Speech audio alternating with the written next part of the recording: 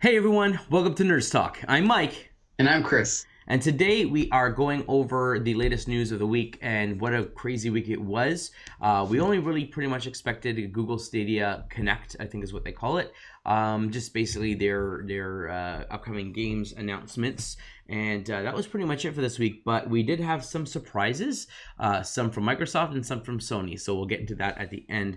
But before we do that, some quick housekeeping for everyone here. At Nerds Talk, we like to create a family-friendly community. We definitely need your help and your support. Now, that doesn't cost any money. All we need you to do is to subscribe to our channel by clicking the subscribe button. You can drop a comment below, and of course, share and tell your friends. If you like what we're showing, like our content, let your friends know so we can help them grow. If you like to suggest comments and other topics that you'd like us to cover, feel free to shoot us an email at nerdstalkinfo@gmail.com. And with that, we will get started. So Google Stadia Connect, it happened. It was a thing. They announced some interesting game announcements from some exclusive developers working on some games for Stadia. They announced some free games that will be available to Stadia Pro members, and they announced some new cross-play functionality. And some support for some titles that weren't initially available. So overall, it was an interesting presentation. There wasn't anything that wowed me. We'll kind of quickly glance through the titles here, but highlight your thoughts. Anything that you were interested in? I mean, the only thing that was kind of cool but has very limited use is the watching someone on YouTube playing and then being able to either join in their game if they're looking for an extra person, or play that game right away without any load up or anything. Just clicking the link and booting up the game to try it out yourself. Other than that, and even that's like very limited. Not a lot of streamers will be able to just open it up for everyone.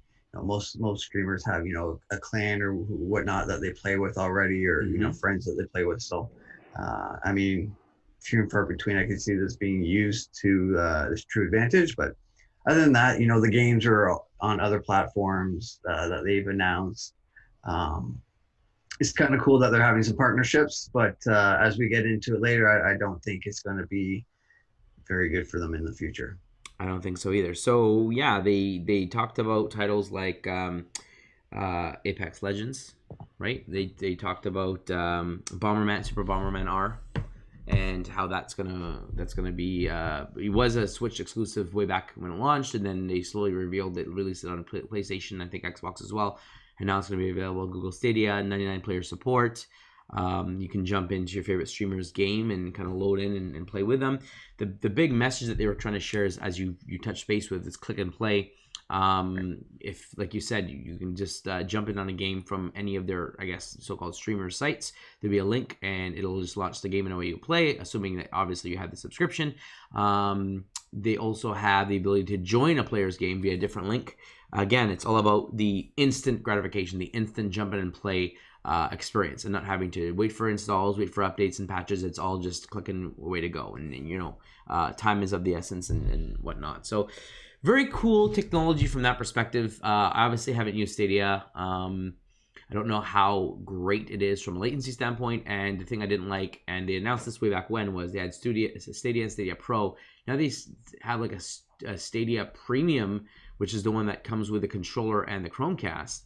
Yeah, for which I thought $99. the price was a little outrageous, to be honest, to get the controller and the the added features that they're throwing in. But yeah, so you're paying $100 to play it on your TV. If you want to play on your tablet or on your PC or whatever, that's fine. You can go with a standard connection. Seemingly, you can connect your PS4 or Xbox controllers via Bluetooth and play through that way. But they didn't comment on latency and performance from that perspective, and how well you hitting the buttons and it translating with the servers and how well that would work. I think the optimal experience is to use their controller for the fastest, most real-time experience, and that's going to cost you $100. So, there wasn't. They talked about exclusives with a few developers, Supermassive. There's another big one there. It's slipping my mind, and I guess it all comes down to the fact that the announcements weren't mind-blowing. They weren't like earth-shattering. Assassin's Creed Valhalla will be available on the Stadia I assume at launch, along with the Xbox and PlayStation.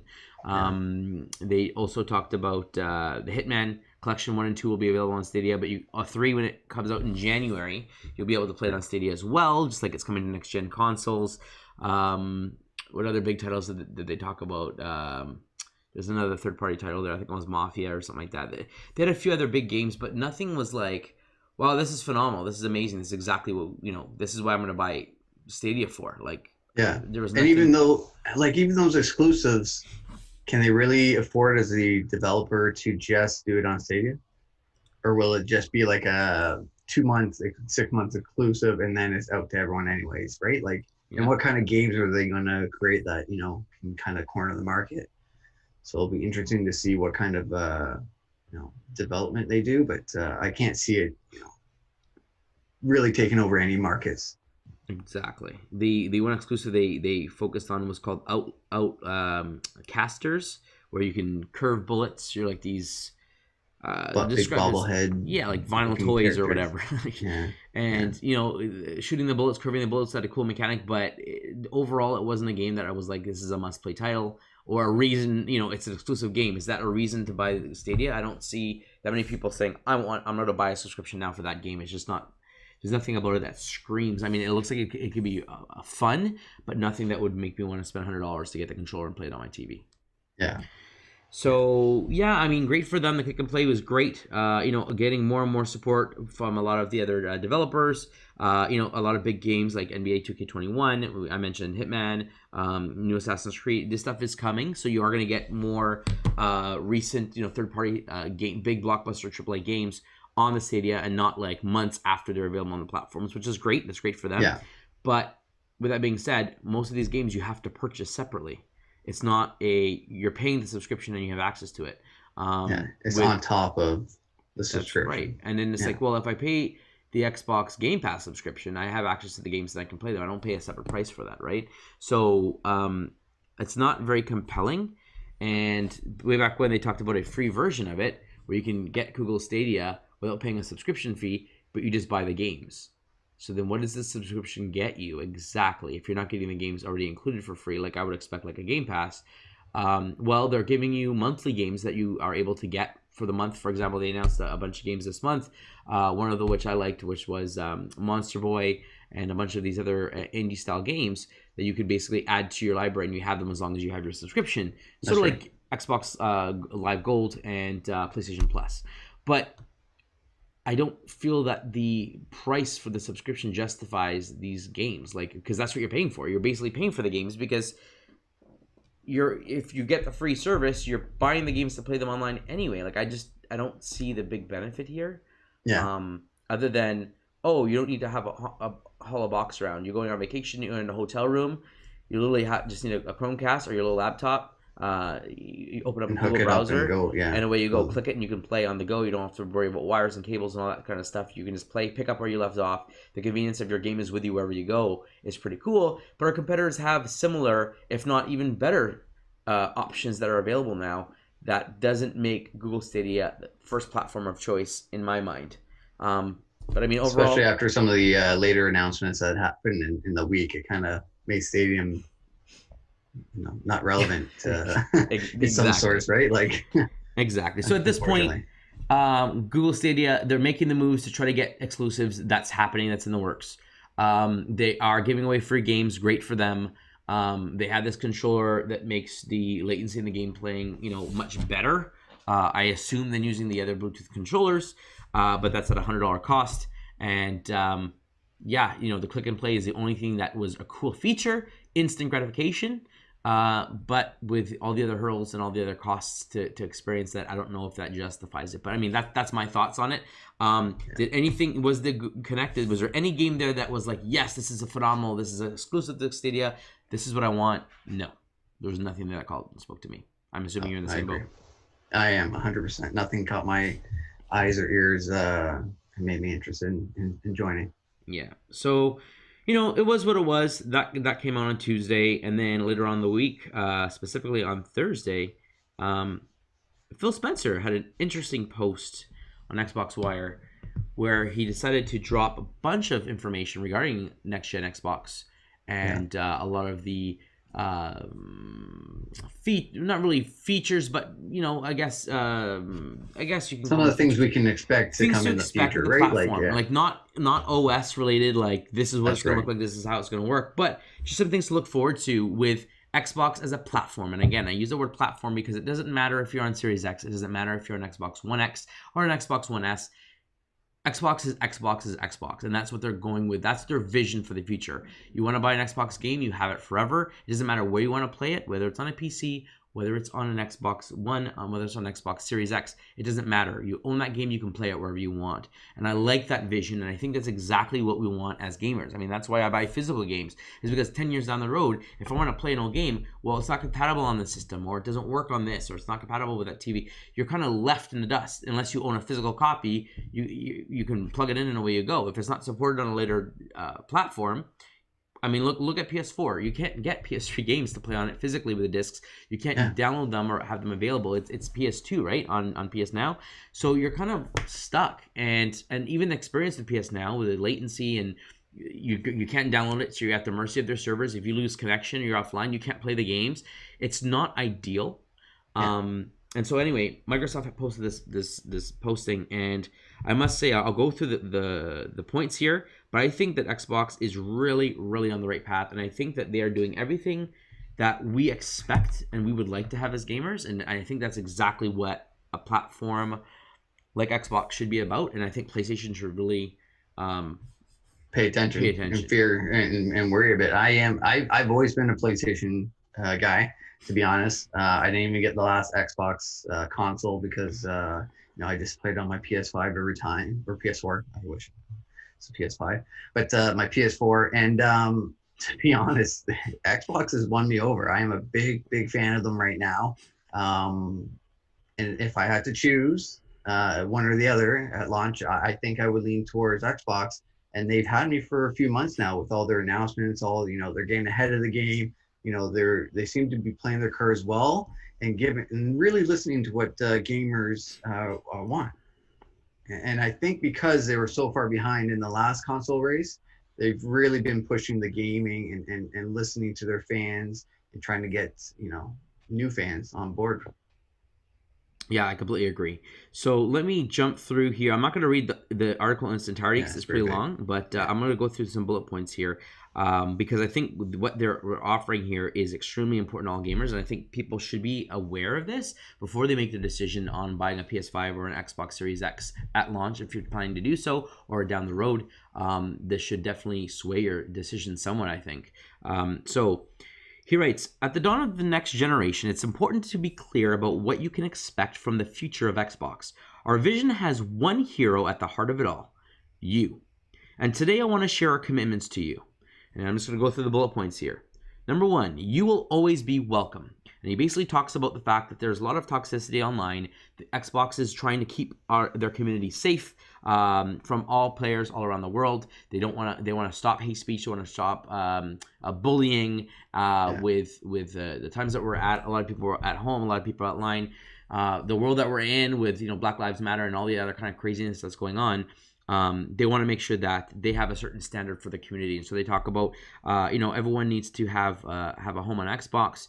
If you feel others are behaving in ways that violate their standards, our safety team will investigate your report and support you 24/7, 365 around the It sounds like globe. they're gonna have like zero to like no tolerance, pretty much, for Yes, any kind of crap, which is great. yes, reduce hate speech, toxicity, giving you the tools to create saving gaming community.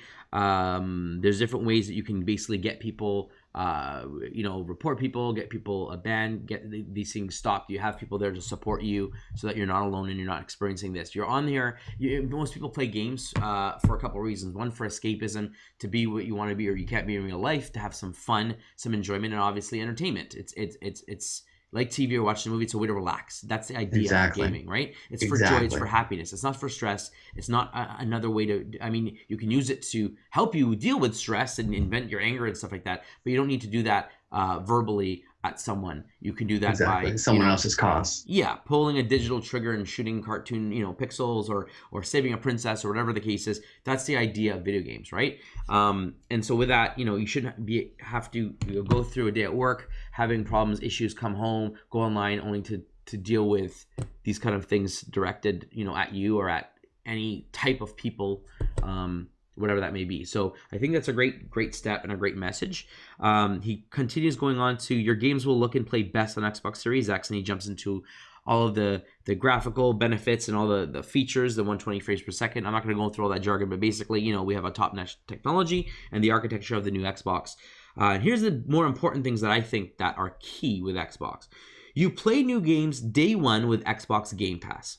All Xbox Game Studios titles launch into Xbox Game Pass the same day as their global release. So you decide whether to purchase each game separately or play them all with your Xbox Game Pass membership. Xbox Game Studios franchises that will launch into Game Pass day one of release include Halo, Forza, Age of Empires, Gears of War, Minecraft, Hellblade, The Outer Worlds, Psychonauts, Microsoft Flight Simulator, State of Decay, Wasteland, Minecraft Dungeons, and Sea of Thieves, plus many, many more. In addition, you have all your backwards compatibility with your 360 Xbox original games. They're all available on there as well. So Love that. Right off, I absolutely love that. Great. This is something that they've had already for this past couple years with Game Pass. When they released the new Gears, it was available day one. They released Sea of Thieves, it was available day one on Game Pass. The new Ori and the Will of the Wisp is available on Game Pass. So if you're paying that subscription, you have access to all their new games for no additional cost. You don't have to go to the store and buy the disc. You can play the new games, be up to date, get a feeling of whatever game you want. If you don't like it, you don't have any remorse of, I spent $40 on this. You have your monthly payment. You're going to have access to all these games for as long as you're making that monthly payment. You can play them over and over. They don't delete them. They don't remove them. They're yours to play. So I think that's a great start. It is not streamed. It is downloaded to your console. It's local, so you don't have latency problems. You don't have issues. If the internet goes out, once you downloaded it, you're good to go. You can start playing it. It's already pinged the server. It already knows you're online. You have access to it. You're good to go. I think you can play offline for, I think it's 7 days. You have like a certain period before it needs to ping the server to make sure you're still on that subscription service. But for the most part, you can play offline once you've downloaded it, which is great. And look at, like, on launch, that's a huge library off the start. Over 1,000 titles, I think they exactly from day one of Xbox to current. Like you can play any game that you want on launch, essentially. That is Xbox Studios, to be fair. Yeah. But there are third-party studio games on there. You do have Assassin's Creeds on there. You do have other EA games and Ubisoft games that are on the service right now. That's right. But those won't be there day one because those companies have to make their money on their sales. But they will eventually make their way onto the service, as we've seen with other Assassin's Creed games and sports games and all sorts of other third-party content. The Star Wars games are on there. Like EA Star Wars games are available. Some of them are on there already. So it's available for you to go. But how great is it to go back and say, I haven't played this game in so long. I don't have it. I always liked it when I rented it or whenever I played it at a friend's house, and then going back into it and playing it whenever you want from day one, which is, I think, is fantastic. And your friend's like, hey, I got this new game. I want to play it. I haven't bought it yet. Well, if you have Game Pass, you both have all the games, so you can play it right off the and it's so great, right? Like, how many games do you truly replay? Like, the ones that are great, you replay. But, sometimes you want to dabble in something new, a new genre or a new type of game, see how it feels. Yeah. And then you get to test these out, and, it's great. Yeah, and there are a lot of gems out there that people are afraid. These indie developers have amazing games that are available. I play a lot of indies on my Switch, and I know some people who scoff at independent developers. They're not AAA titles. They're not the big games that you go and pay $60 for at the store and have all the cinematics. But there are some great games that have great gameplay mechanics. Some of them have great stories. Some of them have a little bit of both. And there are these great experiences at budget prices. And a lot of them, believe it or not, in my opinion, to me, I look at them as full-fledged games and game series that I've come to day one, I want to buy that new game. Like, it's just part of like the Mario and the Zelda and these echelons of these great series. These small indie games have kind of carved their own niche out in my kind of game library, and I'm like, I can't wait for the next Shantae game. I can't wait for the next Shovel Knight game. There are all these indies that are just absolutely great, deserve your time and money, assuming that you like those genres. And the reason they're called independent studios is because they're not a studio full of 100 employees that have deep pockets that can, publish across every platform. So some of them are exclusive to one platform, some are on multiple platforms. There are smaller budget titles, but they are very much deserving of your time and money depending on your style. And I think that this is a great way for you to test the waters out. And I bet you will find multiple games that do fit whet your appetite, I guess, at that moment in time in your life. You might not, I don't want to jump online and do some shooting. I feel like solving some puzzles. I feel like going on an adventure. I feel like sitting back and kind of playing an interactive experience. And they have all those kind of things for you. Yeah, especially people on budgets too, right? Like, you can't afford to buy every game that you really want to play. But No. by having this subscription, you're paying one cost, and then you can dabble in a bunch of different games that you may not have even touched before because, you know, due to restrictions, you can only choose 1 or 2 games a year, and you pick Yes. the ones that are top on your list, obviously. But now you can free play anything and just go ham. Yeah, and then there's the other flip of the coin where you do pre-order a game, you buy a game, you're anticipating it, doesn't seem to get as good reviews, or you get it, you're excited to play it, but life happens and things come up and you can't play it for a while. You may get back to it in 2 or 3 months, and then guess what? The game's on sale and you paid more money than you could have when you finally had the time to sit down and play it. And that happens. It's happened to me a couple of times where I pre-ordered a game because I'm like, yeah, I love this series. I'm going to get the game. I'm going to play it eventually.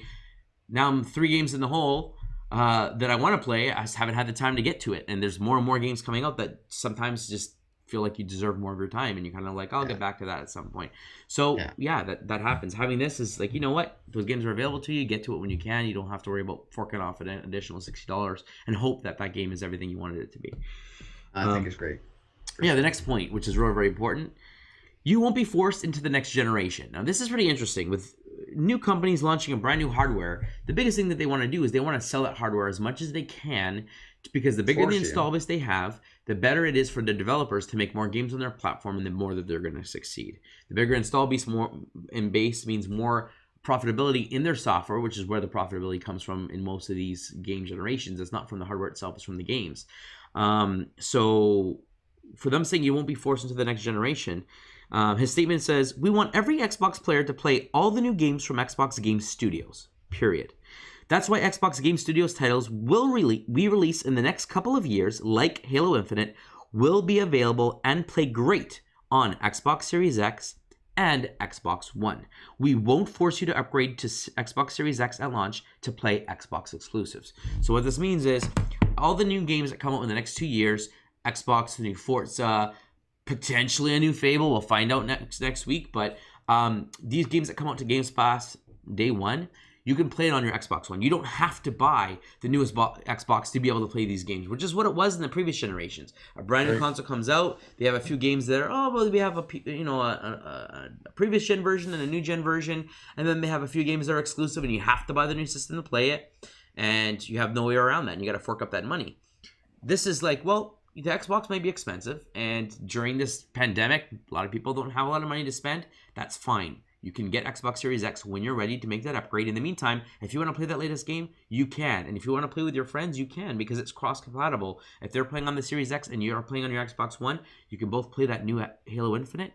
You can play it with them in multiplayer. Your graphics may not be as high as they are on, high resolution, or the frame rate might be a little bit less, but it will still run. It'll still play great. You'll still get a great experience, and you don't have to pay any extra to pay for a different version. You just buy the game you want. It's yours. When you're ready to upgrade, the game will work on the next gen. Yeah. So right there, shocked that they would say, don't worry about the next gen. You can keep your Xbox One and keep playing on that and buy the new games on that. You don't have to buy the new hardware yet. You can wait for a sale, essentially. You can wait till it's more convenient to you. I mean, to me, that's like, wow, well, you want to get your install base bigger, but again, their vision here is they want you to invest in their platform, in their ecosystem. If you decide to subscribe on Xbox Game Pass and you like the games and you're like, wow, for this value, this is the value, for this price, this is the value I get, this is how many games I get, you're more than likely going to continue to pay. They're going to make their money that way. They don't need you to buy the box because you can still. And eventually your loyalty will say, hey, everyone gets that. Like, I want the next version. I'm the same way. I'm like, I need that next version. Whatever console I'm going to go with, I need that version. But by allowing me to play their games, get more into, invested in the Xbox ecosystem, like you said, eventually, if it goes on sale or if you end up getting some money and you have some, the chance, you'll invest in an Xbox console instead of a PlayStation console or Sony console. So it's a very smart move to get people, comfortable, hooked on the games, enjoying it that way. And then, when they find the time is right, investing in and improving that way. Exactly. And the more people that they have on their Game Pass Ultimate subscription, the more players they're going to have in the Xbox ecosystem. And because of cross-play, you can play with people that are playing on PC or play with people that are playing on Xbox. It doesn't matter. So they don't have to own the box. So they're going to grow their install base. And then it's like, oh, you want to play multiplayer? Well, your matches are going to load within seconds because you have that many more people that are playing on this platform than playing on the previous competitor's platform. So it's a very, very smart move to get their platform the amount of people that are invested in their ecosystem to grow. And that's what's more important than the physical box itself. So very, very smart there. The next point kind of continues with that. Your games will not be left behind thanks to backwards compatibility. You will be able to play 4 generations of games on Xbox Series X on day 1. That makes it the largest launch lineup for any new console ever, with thousands of games to play. The backwards compatibility engineers have spent years devising innovative ways for modern next-gen technology to make their games library you're building today even better, at no additional cost and with no work from developers, meaning that you don't have to get a high-res pack for it to work. You don't have to pay to get a next-gen version. You own the game. It doesn't matter what platform you get from now until the next 3 generations. That game is yours. You'll be able to play it on whatever box or whatever piece of hardware you want, essentially, is what they're saying. Again, great investment. You want to buy this game? That's happened to me in the past. You go from PS3 to PS4. Yeah, I bought that Assassin's Creed. Yeah, I bought that whatever. Well, we do have a remastered or next-gen version because you can't play with that old disc on the new system. So now I got to keep my PS3 plugged in if I want to play those older games. And now you have a lot more hardware plugged in. Or for those who can't afford to have multiple consoles, they have to trade in their old console and get the new one. Now they're kind of locked out of all those old games that they've invested in. That kind of sucks. Right. That's right. No, So, I agree. And that kind of smart. went into our past part of talking about all the games and the launch. And over thousands of games available right at launch that you can play from the past or future and present. So it's fantastic. I love everything that they're announcing right now. Yep.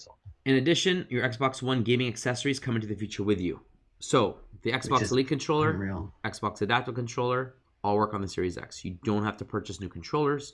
We believe that your investments in gaming should move with you to the next generation. So that's innovative because every other console previously has always been like, no, you got to buy the new controller. The system always comes with a new controller.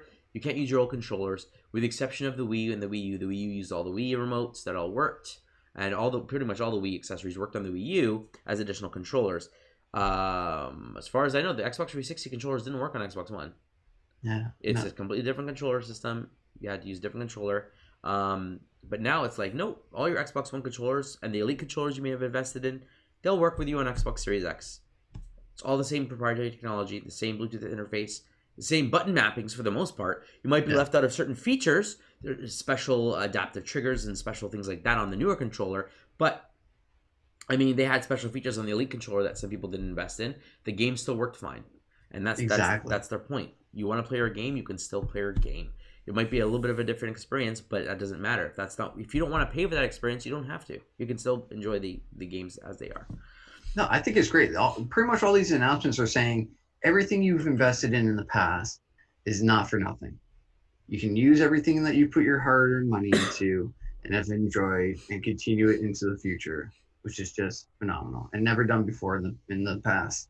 And it's about time, really, that this is happening. Yes. And then he goes into you can buy games once at no added cost. So this is very smart with their smart delivery platform. You buy a game on Xbox One, and then you get the Series X. Your games will work again. Physical games or digital games, it will work. You don't have to buy an upgraded high-res version. It will just work, and and it's not like, oh, it'll play the older version backwards compatibility. No, it'll play the newest version. It's as if you're buying a Series X game. Right? It'll work on the Series X. And then guess what? What happens when they come out with the Series X2? It's going to work with that as well. They talked about keeping it with you forever, essentially. So no added cost to upgrade to a better version. You buy the game once, and the games are branded as Xbox games. And on it says compatible with Xbox One, Xbox Series X, or enhanced with Xbox Series X. But it's just one game you buy. There's no 2 different versions in the store anymore. It's just, here's the game. It's an Xbox game. Buy it. It'll work everywhere. That is very smart. Very, very smart. And very easy for parents and consumers who aren't in the know, who aren't technically savvy, who want to go, and my son's been looking for this game. Yeah, you buy this game. They don't need to know what system he's on. Is he on PC? Is he on Xbox One? It doesn't matter. You have the game. It's going to work as long as you're on the Xbox Game Pass. It'll work on PC. It'll work on Xbox. It'll work on Series X. That's phenomenal. Yeah. That's awesome. And of course, smart delivery is not just with first-party titles. A lot of the third-party companies are joining in. Games like Assassin's Creed Valhalla, Cyberpunk 2077, and Marvel's Avengers will all be part of the smart delivery program. Xbox Play Anywhere digital titles also enable you to buy once and play on both Xbox consoles and Windows 10 PCs. As I mentioned, you can play on PC now. So if you have friends on PC who don't want to invest in a new console and they have the latest graphics card, great. You can play it in the highest graphic settings, and you can play with your friend who bought the Series X, and you can play with your friend who doesn't have the money and he's playing on the Xbox One. It all works. Again, it's great. Very awesome. A couple more points here. Okay. You choose how to jump into the next generation of gaming. We hear from you that you prefer choice and value. The Xbox All Access, you can get Xbox Series X, Xbox Game Pass Ultimate for a low monthly price with no upfront costs, no finance charges, and no hidden fees. You can enjoy instant library, blah, blah, blah. So they have a way to bundle everything in together. Yeah. And of course, the biggest surprising news is now your Xbox Game Pass Ultimate membership has now been improved. In addition to you paying for Xbox Live and Xbox Game Pass, they merged it with Xbox Game Pass Premium or Ultimate. And what that does is it basically gives you your Xbox Gold, your Xbox Game Pass all together for one low monthly price. They kind of combine them and you get a little bit of a discount. And so you basically get the online functionality, your free games every month, plus access to the library for one monthly cost. But wait, there's more. Now you get access to Project xCloud or whatever it will be announced in the future, which is Xbox's digital game cloud streaming technology. And what does that mean for those who aren't in the know? The cloud streaming technology is exactly what Google Stadia is doing. It's basically Microsoft has a digital version, a digital Xbox that's up in the cloud, up in their server somewhere. That doesn't matter to you. All you need is a subscription to their Game Pass. You have all their games. You can literally pull up your phone, pull up your tablet, and it will stream the games right to your device. You have an Xbox controller from last generation perhaps, and you're able to play the new games on the go. You just need an internet connection. Away you go. You don't have to install, don't have to patch, don't have to update, don't have to pay extra. That one monthly payment that you're paying for gives you this access. So now again, you're going to a friend's house, you don't want to lug your Xbox around, no problem. Just bring a tablet. There's your screen. You bring your controller, throw it in your backpack, and you continue. They even said if you're playing a game on your Xbox and time to go to work, you pause it, you leave, you go to work, doing your thing, you got a break, you pop up on your phone, it continues from where you paused. It's like instantaneous. From the cloud version to your saves are saved up into the cloud. You continue from the second where you left off. You don't have to reboot the game, reload the game. You continue. It's seamless. That is phenomenal. That is an awesome experience. I love it. And it's so unexpected, like you said. Just it's mind-blowing the small announcements that they're making, but they're so big of announcements. And they're just dropping it like nothing. So I can't wait. It's unreal to see what else I'm looking forward to what else they might announce. Now we know that they also dropped that next week's I think it's next week. Just going to be an hour of gaming. So they're not going to announce anything about the console or pricing or dates or anything like that. All first party games. All first party games, for the hour. So that was also something that they dropped, which is very interesting. So I'm really looking forward to seeing what games are going to be, displayed there and showcased and how the gameplays will look and stuff. So really exciting time, especially for Xbox right now. I mean, so they're far ahead in my eyes. They're getting the hype up. So they did their stream that we talked about before, what was the third party games, and they had some interesting games there, but there wasn't much gameplay showed. Some people were disappointed. They didn't get what they expected to get from that stream. They talked about smart delivery where they first introduced that, was very cool. But there wasn't much to be super excited about because all these games were available on the PS5. They'll be available on PC potentially. So it wasn't like, why should I get it on Xbox? What's so special about Xbox Series X? Why should I care? And so while some of those games spoke to me, again, I could buy that on a competitor's console. So they didn't have a strong start out the gate. They did talk about their next streaming thing being all first party games, but by them dropping this a week before, gets the hype going again. Xbox is doing this. This is what you're getting. Here's the value. We don't want you to spend your money on something that you don't feel the value for. We hear you. Exactly. You might say, this is going to be an expensive console. Why do I want it? What's the benefit here? Well, now they're kind of giving you reasons to, if not buy the box, invest in Game Pass, invest in your subscription for a low price. You're going to get all their games, all this experience, and you don't have to invest much from a hardware perspective. If you don't have an Xbox at all, then you will need, at minimum, a controller, and then any tablet or phone, you can stream it.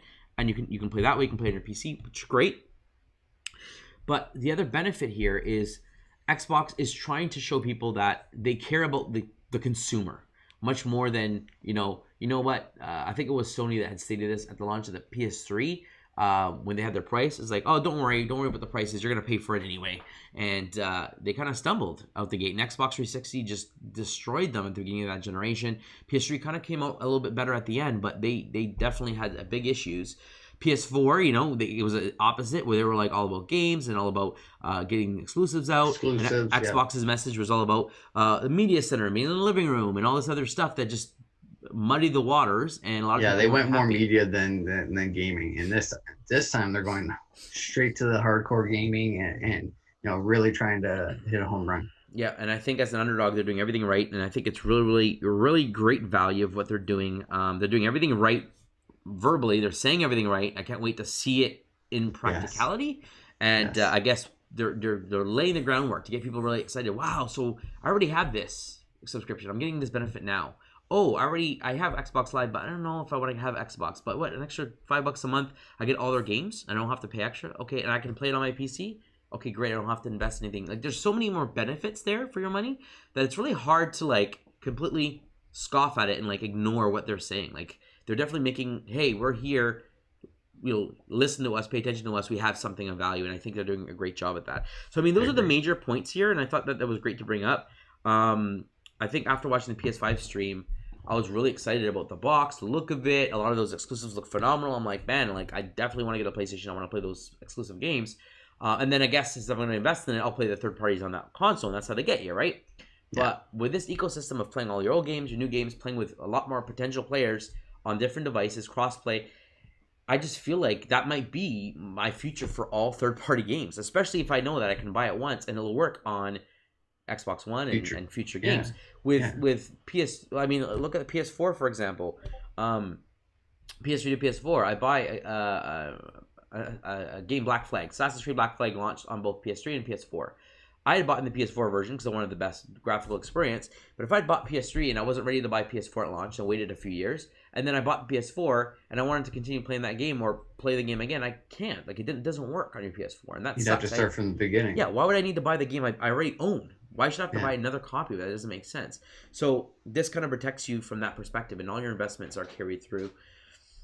You want to play a game, you just get the game that you want to get, and then don't worry about it in the future. It'll continue with you. You can still play the game and enjoy it either way. So it's fantastic. It's absolutely great messaging. And then now everyone's getting excited about that. And then it's like, hey, and guess what? Now you get to see what are all these games you're going to get for free with our service. An hour of all these games. They're all going to say, day one Xbox, like Xbox exclusive. It's going to be available. You don't want to pay extra for it? Pay the subscription, it's yours. You don't want to buy the new system for it, don't worry, it'll work on, like, it's just, everything just is so great right now from their messaging.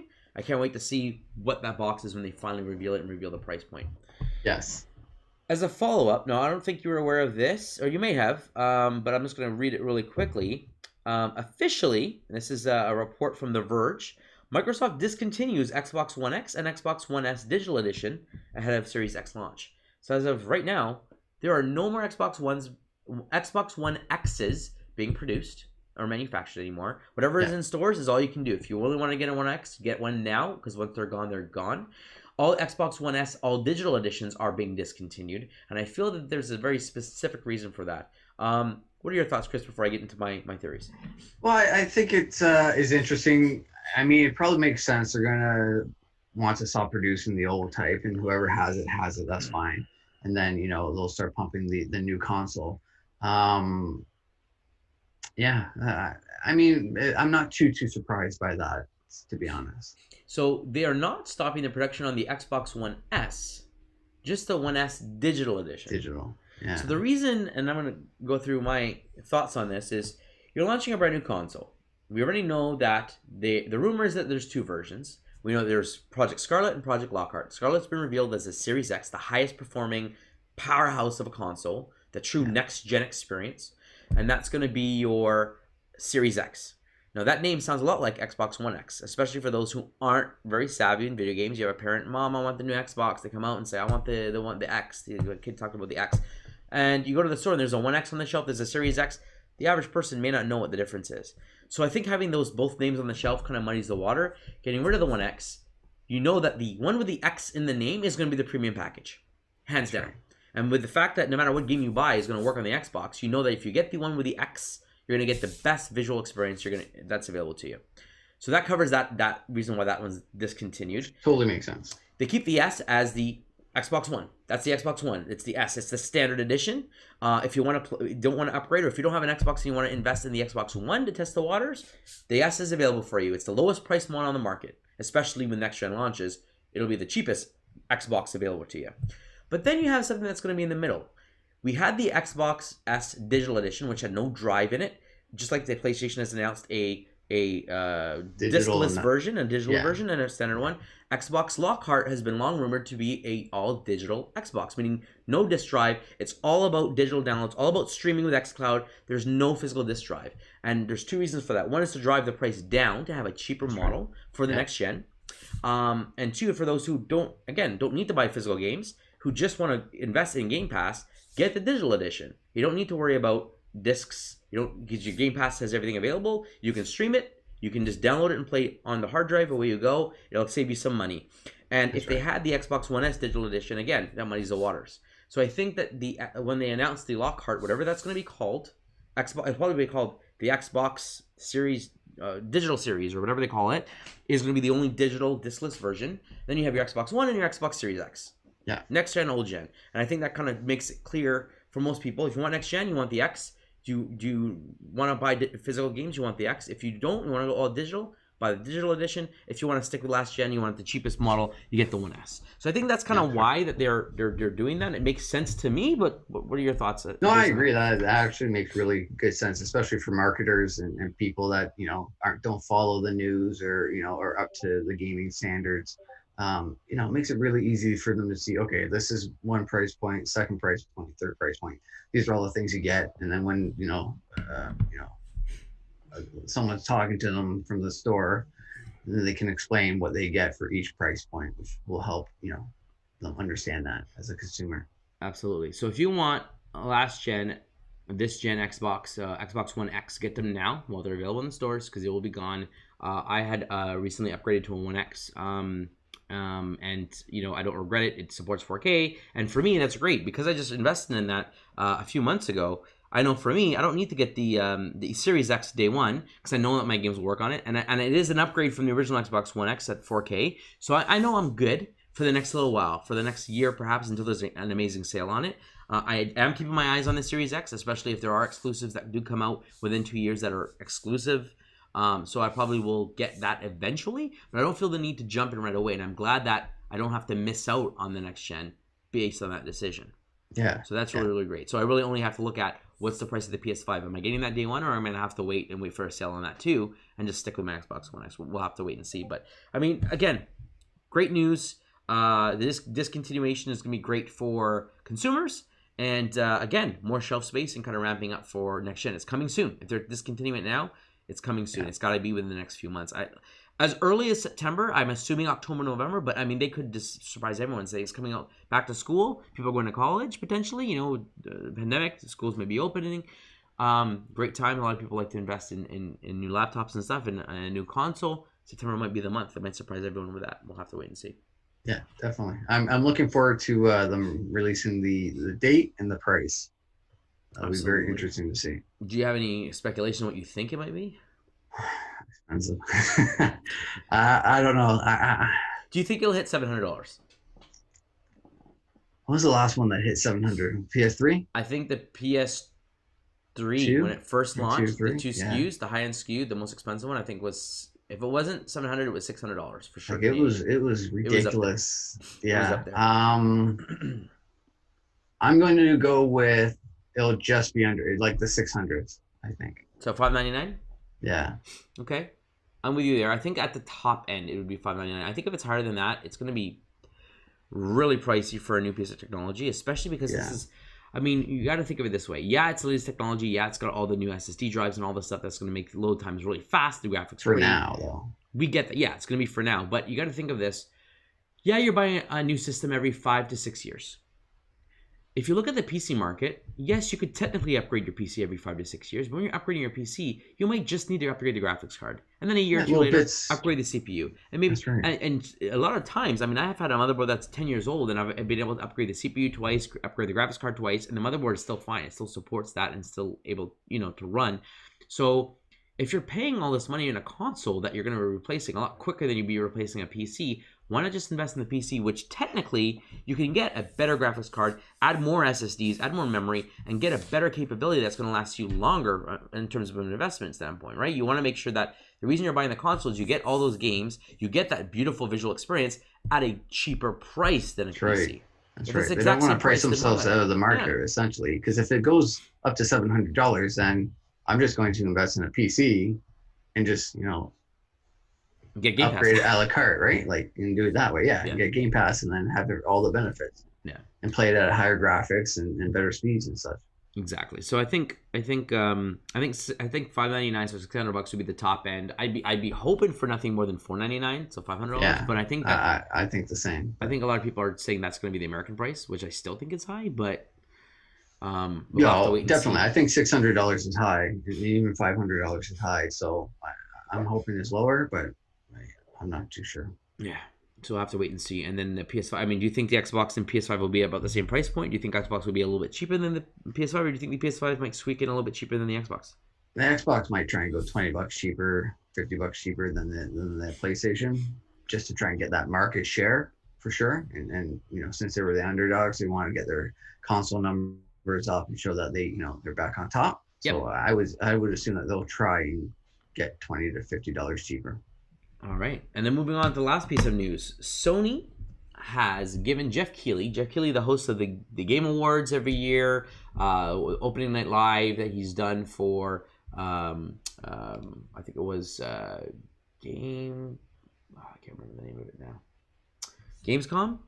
I think he's done it there. Sounds about One right. Night Live. I can't remember what they call it, but basically, he's a Canadian. He's a lot of connections in the gaming world and whatnot. And like I said, he's the host of the Game Awards. He kind of put together a Summer Game Fest website where he's kind of done a digital E3 as sort of a collaboration with everyone's announcements, Xbox, PlayStation. He kind of hosts it, lays it out in the schedule, streams some of the videos, has his own content, interviews with developers, and exclusive reveals. And out of nowhere, had an exclusive surprise reveal on the Dualsense, the PS5, the new controller. And so basically, he's the first one in the world to get hands-on with a PS5.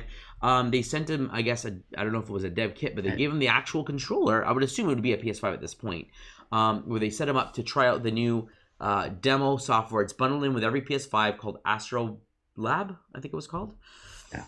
And basically, you are the little robots that were available on the PS4 when they were showcasing their controller with the light bar.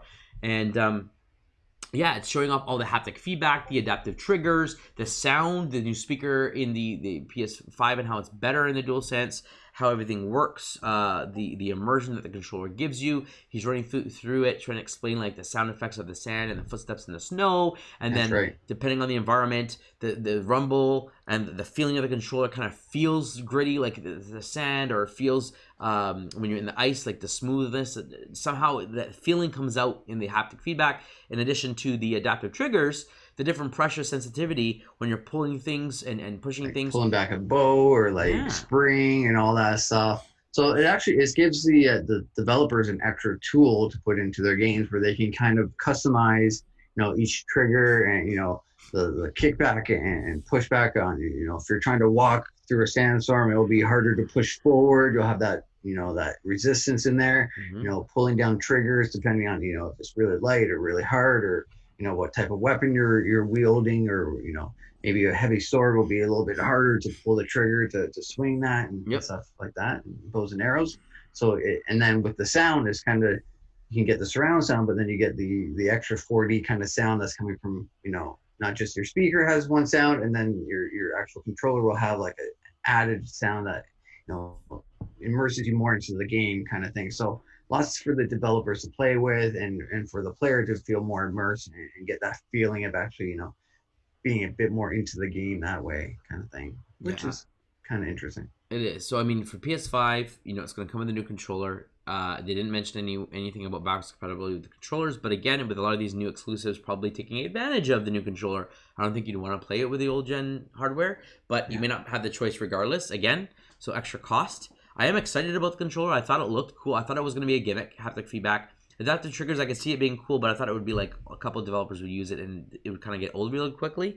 But after seeing the demo, I'm really interested to actually hear the 3D audio they talk about and feel at the same time. Get the sense, with surround sound when it first came out, it kind of made you feel like you were there with, the planes whooshing by, and you see it on screen and you kind of hear it fly by, and it kind of makes you feel like you're actually there. Having that 3D audio, that spatial awareness, and the tactical feel of you're stepping in the sound effects of the mud splooshing coming out of the speaker and the sound effects around you. I'm interested to see how more immersive it's going to be, to see if it's really worth it. I've liked the innovations in the Switch controllers. I thought that their HD Rumble was really cool. And if this is more of that or better than that, I'm all for to give it a go. So I am excited to give it a shot. Again, it's going to be the price tag that whether I'm going to jump on it day one or not.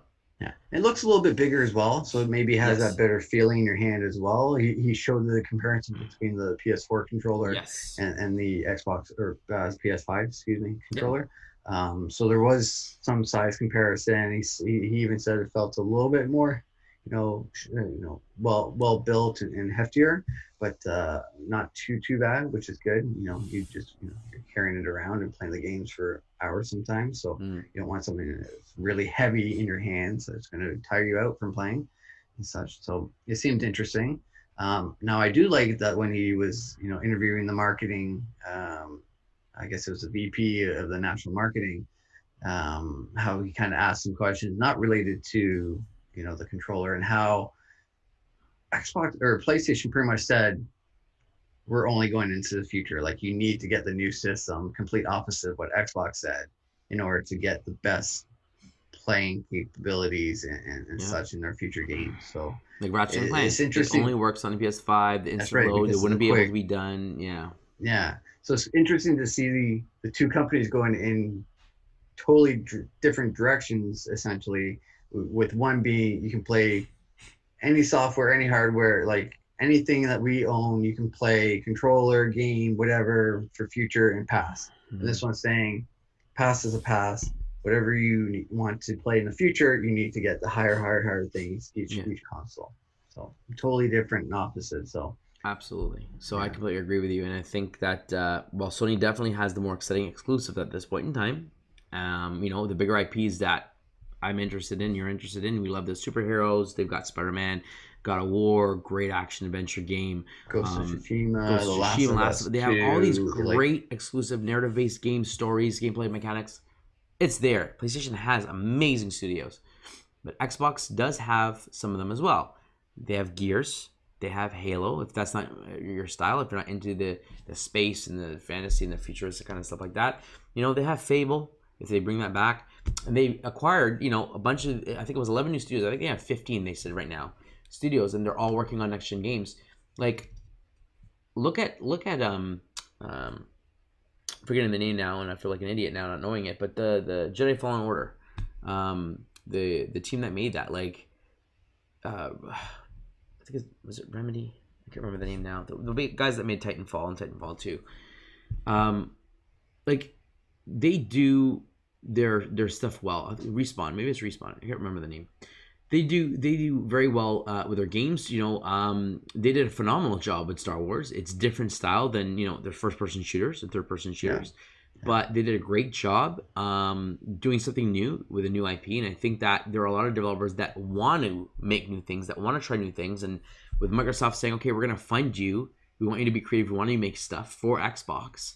That could be really exciting. And you know what? The next big God of War, Spider-Man-esque style game could appear on Xbox. And who knows? Maybe they'll buy or partner up and get a DC license. Maybe they'll get a Nickelodeon and work a Ninja Turtle license. Like, there's so many other IPs out there, and they could collaborate and do something phenomenal on the Xbox and have an exclusive experience that is just every bit as good as PlayStation. I have to wait and see. I'm excited for Thursday to see what they're going to announce. Yes. I'm hoping for one or two big surprises that I don't expect that interest me, but we'll have to wait and see when that's going to be. But overall, these consoles are definitely at war.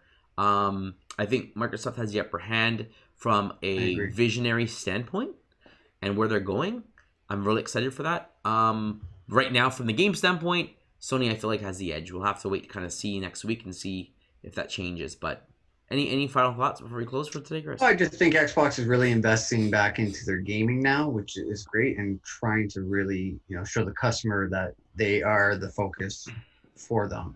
They want to make it any way that you're comfortable playing and that you're capable of playing. They want to make it work for you. So it's really showing that they're trying to partner with you as a customer rather than force your hand into, in order to keep up with us, you have to, keep, shelling out the money in order to play our games and play our system. Yeah, I completely agree. So there you have it, folks. Those are our thoughts on all the news, the Xbox news, the PlayStation hands-on unveiling of that, the Google Stadia Connect and kind of what that means, and now xCloud kind of pretty much trumped that and their service for the most part. Yeah, I mean, what are your thoughts? Was any of this news more or less exciting for you? Are you highly anticipating the Xbox live stream with all of their first party games, a 1-hour live stream next week? Let us know in the comments below. Let us know if there's anything that we didn't cover that you'd like us to get our thoughts on in an upcoming video. Drop a comment below or shoot us an email at nerdstalkinfo@gmail.com. Please subscribe to our channel, support us, share with friends, and as always, friends, stay nerdy.